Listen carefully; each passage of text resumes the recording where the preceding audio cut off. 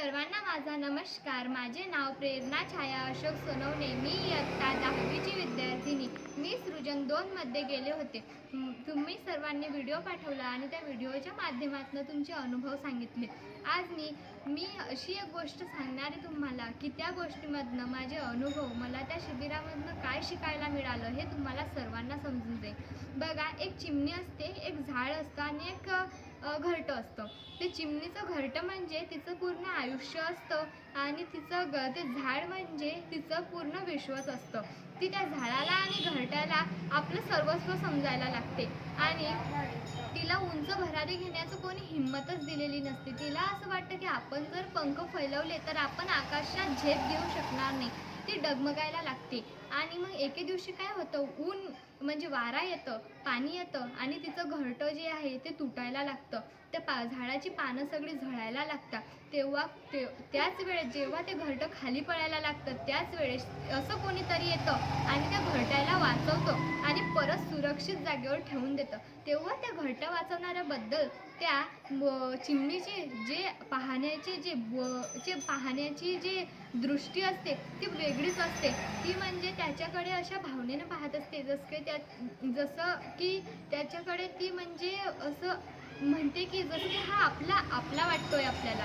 नंतर जो तिचं घरटं वाचवतो तोच मनुष्य तिला म्हणतो की कागं चिमणे, मला इतक्या मोठ्या चिमण्या या आकाशामध्ये उडताना दिसतात, पण तू एकही दिवस दिसत नाही, असं का बरं? तर ती चिमणी म्हणते मला आतापर्यंत असं वाटतंय की मी जर आकाशामध्ये झेप घेतली तर माझे पंख जे आहे ते तुटून जातील आणि मला पुन्हा कुठंही जाण्याची म्हणजे कुठंही उडण्याची मला हिंमत मिळणार नाही, म्हणून मी आकाशामध्ये भरारी घेत नाही.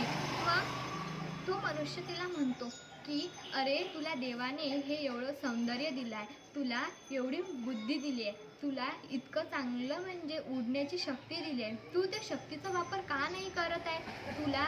तुझी फक्त या झाडामध्ये आणि या घरट्यामध्येच दुनिया नाही आहे, तर तुला आणखी उंच भरारी घ्यायची आहे, आणखी झेप घ्यायची आहे. त्या झेपीसाठी तू तुझे पंख फैलवू शकते, तू दुसऱ्या चिमण्यांसोबत कॉम्पिटिशन करू शकते.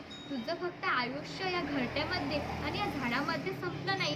तर तो मनुष्य तिला जेव्हा हिंमत देतो तेव्हा ती एकदा पंख फैलवते तेव्हा खाली पडते, दुसऱ्यांदा पंख फैलवते तेव्हा खाली पडते, पण तिसऱ्यांदा जेव्हा ती हिंमतने पंख फैलवते तेव्हा तिला म्हणजे यश मिळतं.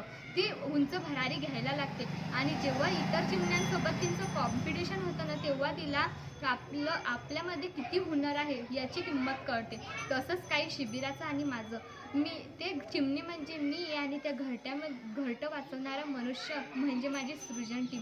मी जोपर्यंत शिबिरामध्ये गेले नाही तोपर्यंत मला असं कळालंच नाही की मी जीवन कशासाठी जगते. मला माहिती होतं की म्हणजे माझी शाळा, माझं घर आणि मी हे एवढीच माझी दुनिया आहे. नंतर बाहेरचं कॉम्पिटिशन काय असतं मला काहीच माहिती नव्हतं. पण शिबिरामध्ये गेल्यानंतर माझे म्हणजे आईबाबांनी जे जाणून नाही घेतलं ते शिबिरातल्या दादा आणि ताईंनी जाणून घेतलं की मला बनायचं काय आहे, माझी इच्छा काय आहे, मला काय आवडतं हे अजूनही माझं घरातलं कोणीच जाणून नाही घेतलं. म्हणजे मला दुसऱ्यांनी सांगितलं की घरासारखे अनुभव त्यांच्यामध्ये आले, पण मला जसं काही तेच माझ्या घरातले वाटले.